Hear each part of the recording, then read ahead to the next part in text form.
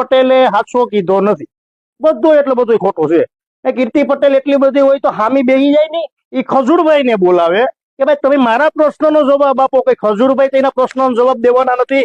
કીર્તિ પટેલ નું લેવલ થોડુંક છે તે ખજૂરભાઈ એના પ્રશ્નનો જવાબ આપે. જો બેન, પેલી વાત તો એ તમને હું કહું કે કીર્તિ પટેલ નું લેવલ નથી કે ભાઈ ખજૂરભાઈ એના સામું ડિબેટ કરી શકે. ને આખી 18 વરણ કહેવાય કે ભાઈ ખજૂરભાઈ ના સપોર્ટમાં છે કે ભાઈ 18 વરણ ખજૂરભાઈ સપોર્ટ કરે ને 18 વરણના છોકરા હાલની તકમાં જવાબ આપે. ખજૂરભાઈને તો જવાબ દેવાની જરૂર જ નથી. કીર્તિ પટેલ ને ખજૂરભાઈ તો જવાબ દઈએ, નહીં તો અમે તો એમ જ કે નો દઈ તો સારું એમ.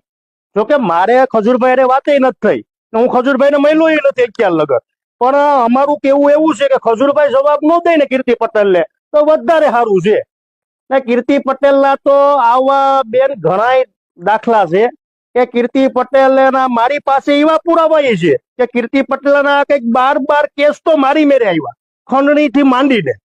કીર્તિ પટેલ ના હાલના જૂનામાં ખંડણી માંગી હોય, બ્લેકમેલ કર્યા હોય, બધા પુરાવા મારી પાસે છે.